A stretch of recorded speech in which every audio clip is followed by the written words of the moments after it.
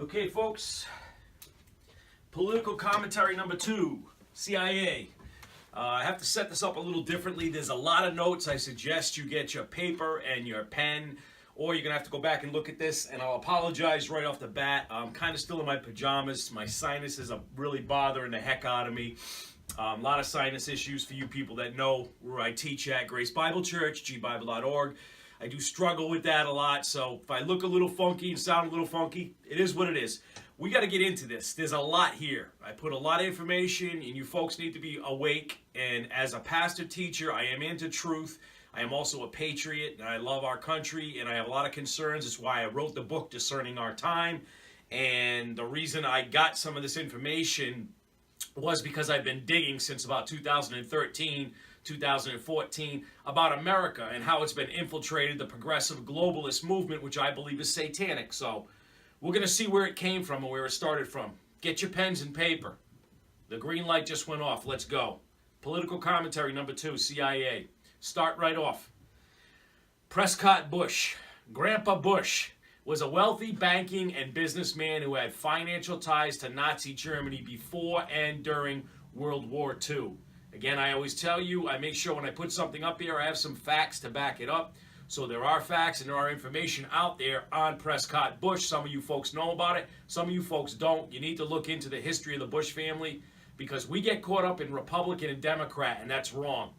Progressive agenda, globalist agenda, doesn't care about the R or the D, the Republican and Democrat. In fact, there is proof, and we'll go into it at a later date probably, that the last several administrations have all been connected, meaning the Clinton, Bush, Obama, all one big family, folks. Okay, so Prescott Bush, all right? Now, while there are no significant ties directly to Adolf Hitler himself, there is evidence that Prescott Bush profited and worked financial deals with the Nazi companies and men in the military or connection to the Nazi party, to Adolf Hitler's military during what I would say the late 1930s into the early 1940s. So that's an important principle to understand what exactly is going on. Let me fix my chair here. I feel like I'm lowering here.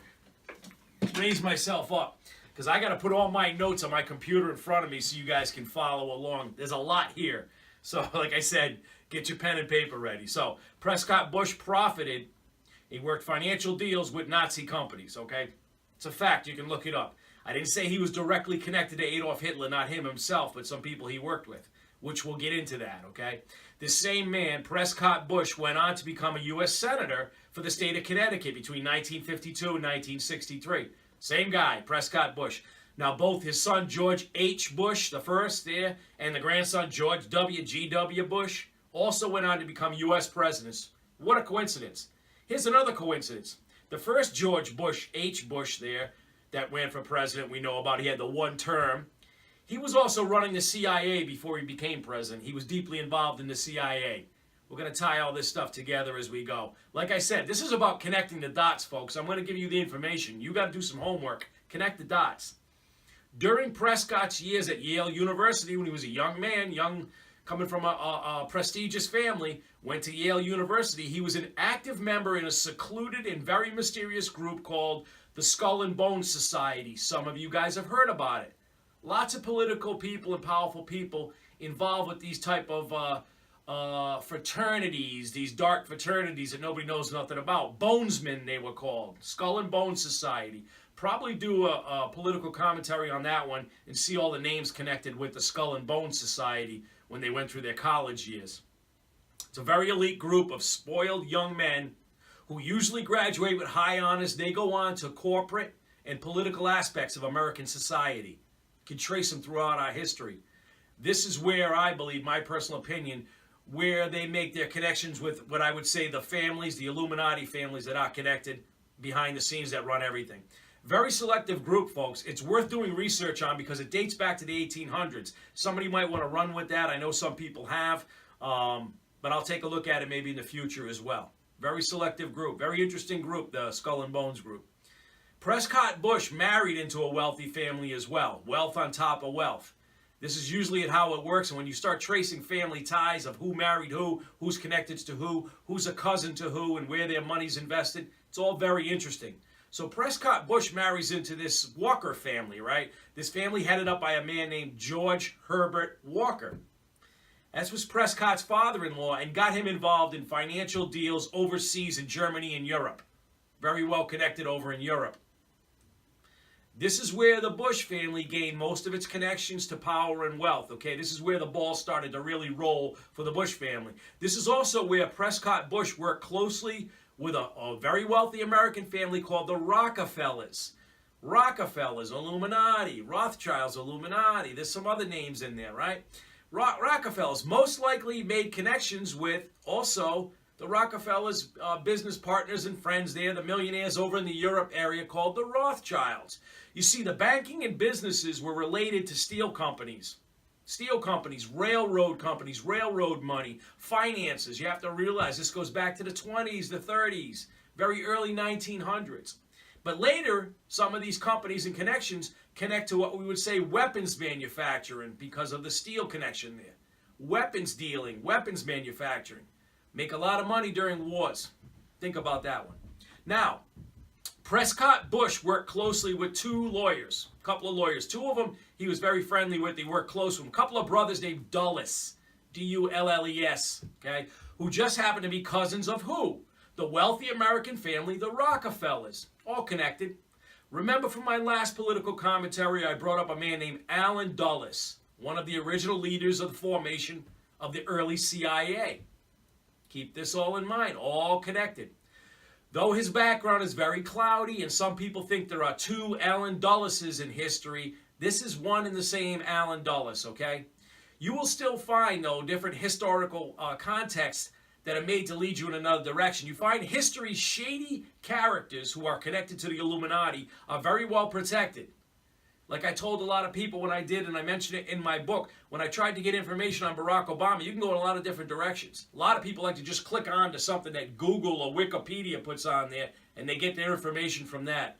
Who do you think's controlling that? It gives you just enough information, but things are still shady. They don't give you all the truth. Now, all this business and high-end banking was going on before and after the rise of a military leader named Adolf Hitler. And some sources believe Allen Dulles, this attorney that worked closely with our friend Prescott Bush and the Rockefellers and the Rothschild, connected to all that, right? Cousins of the Rockefellers, Allen Dulles worked business and banking deals for Adolf himself. There is some connection there, okay? Do the research, folks. Now, Prescott Bush actually got himself into trouble in 1942 because one of his banks, the Union Banking Corporation, connected to his father-in-law as well, George Walker, this Union Banking Corporation was charged with running fronts for Nazi groups, and their assets were seized by the U.S. Alien Property Custodian. This is a fact. Look it up, folks. This is all true.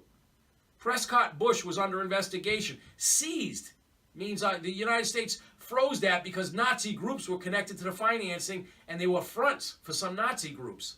Now, how does Prescott Bush, later his grandsons become president, very interesting. But how does Prescott Bush and Allen Dulles end up back on American shores, on the American shoreline or back in America, pristine, right? Deeply involved in not only politics, but the formation of the CIA. How does that happen? This also includes Allen's brother, John Foster Dulles. Remember I said there was two brothers there. Two gentlemen that Prescott was dealing with that are connected to all this Rockefeller and Rothschild money as well. Now by 1945, Allen Dulles ends up working for American intelligence. Amazing. Connections to Hitler and everything else, right? Working for a bank that was under seizure, all kinds of connections. So this guy, Allen Dulles, ends up working for American intelligence, which in the early stages was called the OSS. And Prescott Bush goes on to greater wealth through oil connections and politics, right? Becoming a senator. All very interesting. Neither one of the men ever get questioned about their past, right? Whatever comes up is very quick and minute. It gets dusted under the rug of history. They simply morph right into major political positions in America in a few years. Within a few years. You're seeing in the early 1940s, all this happened within a few years. Very interesting. The CIA is formed around 1947, okay? Prior to that, you had intelligence, the OSS. But the CIA is formed around 1947 by the National Security Act under President Harry Truman. Now, President Truman dissembled, started to take apart, slowly but surely, ripping it apart, the intelligence agency known as the OSS, where our friend Alan Dulles and some other folks were connected, right? It's called the Office of Strategic Services. That starts to be dissembled by Harry Truman. He did this shortly after the victory over Germany. So all of these things are lining up, and I say connect the dots. Truman starts to dissemble and take apart that OSS, right? That the kind of the secret strategic services, right? There was pressure now from the State Department and the FBI to keep up with foreign intelligence, and so eventually in 1947 the CIA was born. Now Truman lost control of the CIA within the first 2 years. The first 2 years, he lost it. It was out of control as soon as it was built.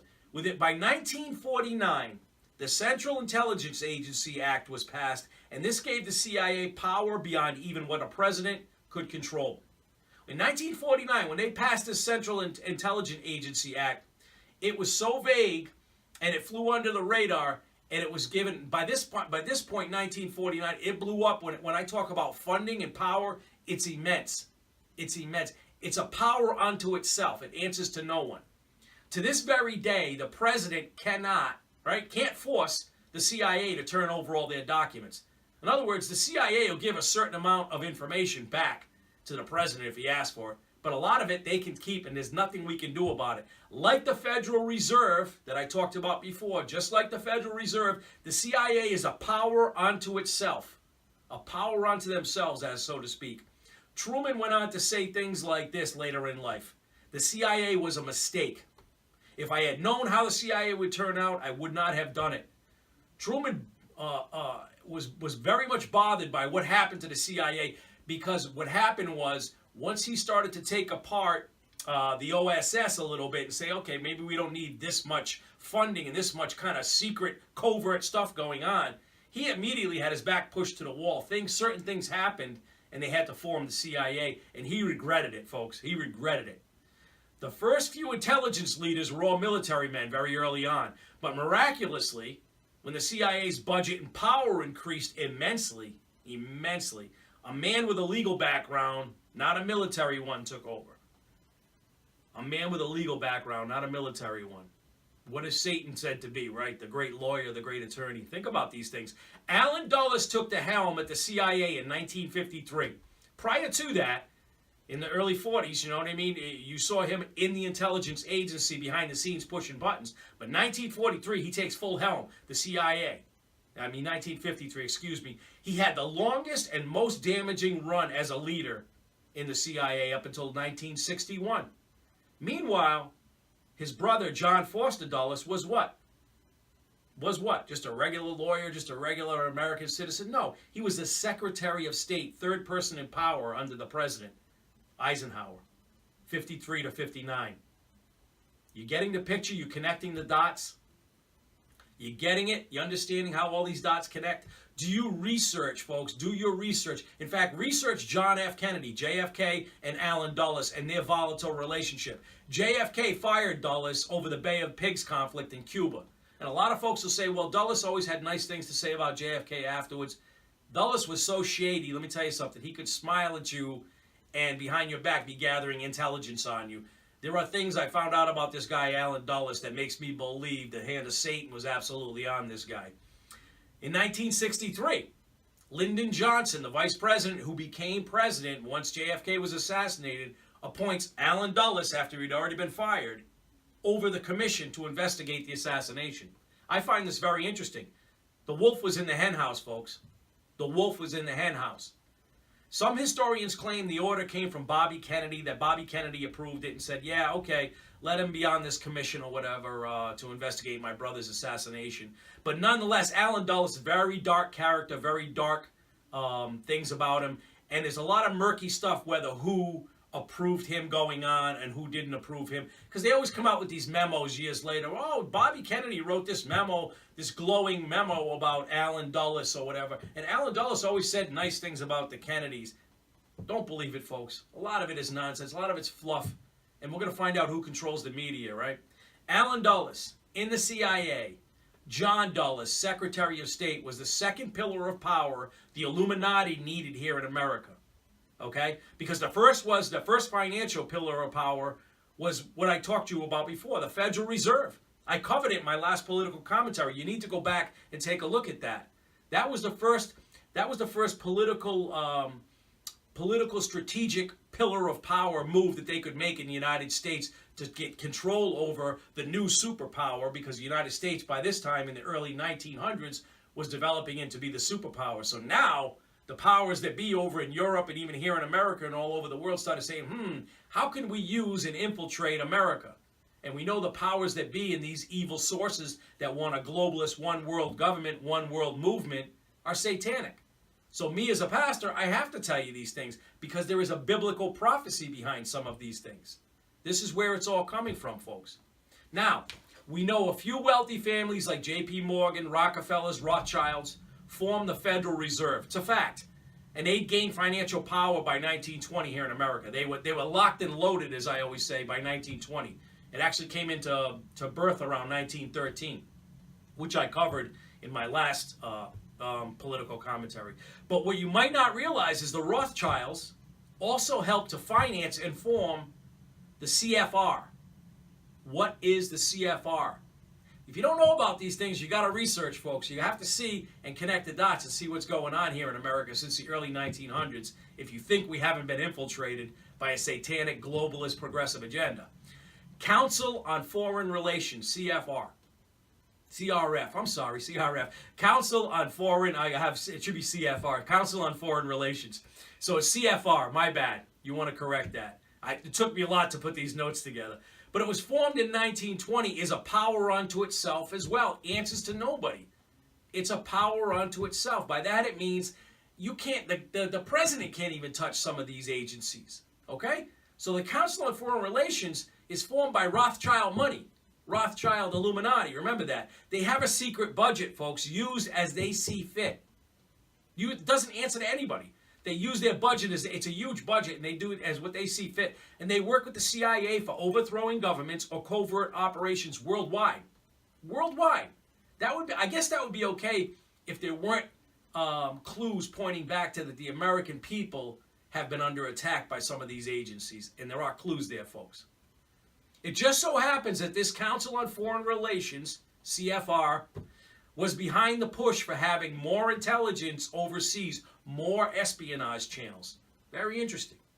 They're the ones who pushed for it, right, in the early 1920s leading up to the 40s. Think about these things. So we can safely say that the powers that be behind the CFR, Rothschilds, were instrumental in forming the CIA, which also assisted in forming the NSA. National Security Advisors, right? All of this stuff is all covert stuff that goes on behind the scenes, folks. We should want to know what these things are about, how they were formed, what money was behind it, what family influences were behind these things. CIA was formed without congressional approval. Like the Federal Reserve, it goes directly against the Constitution of the United States of America. Really, not even legal. Not even legal. Guess what else the Illuminati family of the Rothschilds have invested in and they've built? Newspaper and media outlets here in America and worldwide as well. Don't forget, they're European. The Rockefellers are the American ones, right? But they've invested and built newspaper and media outlets. They formed a media outlet known as, hear me now, folks, Washington Post. You ever heard of the Washington Post? Still around today. If you follow the family ties and the money, you find that several media outlets are owned by certain powerful families. So who's controlling the narrative that you get? Like I said, I think things like Apple and Google and Yahoo and all these different high-tech companies are a necessary evil that we need to use. But if you think they're for you and giving you the right information, be very careful who you trust. During the beginning stages of the CIA, Allen Dulles used covert action to overthrow small foreign governments. And Dulles started programs for mind control, codenamed MK Ultra, and one of the drugs they used was LSD, and probably the CIA is really more responsible for bringing that drug forward than anybody. And it was used on their own people. But the problem was, he used an undercover program, also called Operation Mockingbird, to infiltrate and control media outlets. And they said they got rid of that in the 1970s, all this stuff. No, we got rid of that. It was all investigated and they swept it all under the rug of history. We don't do that anymore. That's a lie. That's a lie. There are news agencies that give you just enough information but don't withhold, and they tell you, they spin it in a direction to keep you confused. Trust me when I tell you. This was in the USA, folks, United States of America, perpetrated on American citizens and soldiers. Yes, mind control, drug use. Do the research. There's actually a movie or a miniseries on Netflix. It's called Wormwood, and it's exactly about the CIA and one of the doctors that they used as a guinea pig to drop some LSD in his drink. He ended up committing suicide in a very bizarre way. He flew out of a window in New York City. And how he flew out, they investigated it later on to find out he might have had a little help flying out the window. But he had no idea that they were dropping LSD in his drink and trying to see how he would react. This stuff went on for years. It still goes on today, folks. MK Ultra, look it up. Look it up. Operation Mockingbird. See if I'm lying to you. But then if you get on the liberal websites, they'll tell you all this was dusted under the rug in the 70s. It happened in between the 50s and the 70s, but it's all gone now. We can trust all those agencies now, those three-letter agencies. Think about it, folks. The current budget for just the CIA is all smoke and mirrors, if you try to trace it. All we do know is that it probably exceeds the 50 billion with a B, 50 billion annually, noted for covert budgets, okay? Some experts think it's in the neighborhood of $500 billion with all the secret agencies involved with it. $500 billion budget for all our little secret three-letter agencies like the NSA and the CIA and the covert this and the intelligence that. We don't even know. Big money, just like war is big money. Connect the dots, folks. There are some interesting theories behind even President Roosevelt, way back when, his knowledge of the Japanese attack on Pearl Harbor. In fact, some believe both FDR and Winston Churchill knew in advance about the attacks. They got memos. There was certain things in the works, in intelligence, covert actions, that were giving hints that this was going to happen. In fact, how they even moved the ships that day and everything else. Very interesting. The attack happened, December 7, 1941. Look at the dates. Connect the dots, folks. Think about who was around during that time. December 7, 1941. Plans for the CIA were formed shortly after this horrific event. That's when the plans started to be laid. That's when the push came in. For more intelligence, more Secret Service, more secret agencies, more funding in that area. The fact is, the USA intelligence community, the OSS, and then became the CIA and NSA, FBI, have always had intel on attacks, folks. Always had intel on attacks. They knew about 9/11. They knew about Lee Harvey Oswald, the Boston bombers, the two brothers, the Orlando nightclub shooter, and the recent shooting in Parkland, Florida. In fact, the list is very, very extensive, how much they always know behind the scenes that we find out later on. But as I said before, right now even, the CIA will not release everything it knows about 9/11 pilots. Okay? They won't release it all. They don't tell you, but they knew. That's a fact. Ahead of time. 9/11 itself is very shady, folks. Almost every war, terrorist attack, or lone gunman in history, right? They've been on a watch list. Maybe they've been monitored. Maybe they've been on the radar. You know the different words they use. Oh, yeah, he was on our radar for 6 months before he exploded and killed everybody. Oh, this warlord over in this country, we knew about him for years and he was doing A, B, and C. You always find out later, but they're all monitored. They're all on the radar of either the CIA, the NSA, FBI. Yet they all seem to still have successful attacks despite all that prior knowledge. And we still continually go to war. Chase after these different people, right? Chase after these different wars. Or have these lone wolf attacks, even though they have intel and they were on the radar. We're always told that our intelligence community blocks hundreds of attacks and we don't know about, and I'm sure it's true, and I give credit for the ones that are. But there are some attacks and wars that are perfectly timed, folks, and easily cleaned up, and the culprits were known about far in advance. Far in advance. You need to ask questions about these things. You need to look at these things, folks.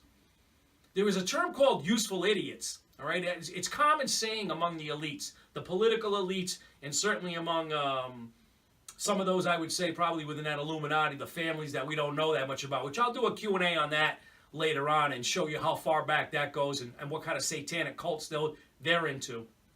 But these elites use that term, useful idiots. There are voting blocks of people that they count on that and they look at different race and gender of people, everything that like the Democrats or Republicans count on because they're useful idiots. But the useful idiot term is also used for people that can be used by covert operators like the CIA, NSA, FBI, or whatever, in some realm or another to manipulate that person or even blame them. They're a patsy or a pawn. In other words, they see these Facebook accounts because they're monitoring, they're watching me right now. I'll be lucky to get this out. But they see different, and they say, oh, this one will be used later on. This is a good one we can use later on. Why would they use somebody like that? I don't know. Why would you want to have a crazy nut who's able to go into an area and shoot up an area and then you catch him wandering down the road quickly? And what comes of that? I don't know, but what always is pushed afterwards after these kind of attacks when you think about it? Gun control. Gun control. Our freedom is a very bothersome little thing. And our amendments, our rights, right to free speech, our right to carry arms, our freedom here in America, it's a very bothersome thing to the powers that be that need a one world government, a one world movement. Think about that. Term useful idiots, I always think about that one, right? How insulting, but that's how they look at a lot of us. The term is, and there's a term called false flag. You guys know some of these, right? It's a reference to a covert diversion. A covert diversion to seem as if someone or some group attacked or ignited a war, but actually it was done intentionally by covert operators to develop a certain narrative or get a desired result. What could the desired result be? I don't know. War is big money, right? Maybe there's something started, or we go somewhere to chase some warlord or some third world country that we're going to attack, or something's going on, and there's an alternative motive. There's something else going on behind the scenes. But some of these false flags, the sad part is, point to covert actions where Americans are slaughtered and killed in certain attacks, and it's done on purpose. I know we don't want to believe these things, and I know you're going to say, well, this Pastor Rick is a conspiracy theory. I'm into the whole conspiracy theory thing. Folks, I'm telling you right now, it didn't matter if it was Jeb Bush or Hillary Clinton who got in office. When Donald Trump got in office, he threw a curveball. I'm pretty certain of it. I'm hoping he's not connected to some of the Illuminati money and family that's out there, because the bottom line is, Republican and Democrat, not every politician is involved, but there are elite ones that are connected. The ones that are usually deeply involved for 20 or 30 years in politics, have been around a long time, those are usually the ones you got to watch out for. But every once in a while, they bring up a new operator or a fresh face like they did in 2008, where everybody's going to love that one. They can get them in office so they can change certain rules and regulations and change the face of America. It started in the early 1900s. We got to keep in mind, folks, Ephesians 6:12, for our struggle is not against flesh and blood, right? But against the rulers, against the powers, against the world forces of this darkness, against spiritual forces of wickedness in heavenly places. I've gotten into these scriptures before. It all points to the fact that there is an element of satanic agenda going on behind the scenes in politics and military leaders, in the corporate world, the higher end elites. Yes, they are being used and manipulated. Some don't realize it. The scary part is some are really into it. Some are really into it, folks. There is an Illuminati. Like I said, they would love, whether it was Jeb Bush or Hillary, they would, either one they could have worked with, because they're part of the family, you know, they're part of it. But it's not about Republican and Democrat. It's not. And I'm telling you, this country, and you know what, another thing about this country, United States of America, we're the largest weapons dealer in the world. We are the largest weapons dealer. We give them out to everybody. We've overthrown governments and everything else, folks. I think there's one guy you need to take a look at. His name's Kevin Shipp, and he spells it S-H-I-P-P. He's a former CIA officer, Kevin Shipp. Look for his stuff online. A lot of you guys know about him. He's really accurate. He's on point. But what I need to let you guys know is, in order for the book of Revelation, the prophecies in the Bible to take place, there has to be a one world government, a one world movement, a one world order, one world religion, all those type of things, one world banking. And a lot of people do not believe America is in the end times. My personal belief is America is a big player in the end times, And this is one of the reasons I do something like this, because in my book I pointed it out, and it's what I believe. Maybe I'm off a little bit, but I lay a template down of how it's going to fall into place. All of this points to this, folks. All of this points to this. That America is morphing into something else that it originally was set up to be. And it started in the 1900s when the money came in here from Illuminati families, and there were families even here in America that got involved in all that. So I'm going to do more as time goes on, but I'm a Bible teacher. So a lot of my lessons and my core ones that I started off with have to do with salvation and core doctrines, because I want people to be born again and saved, and I want believers to grow up.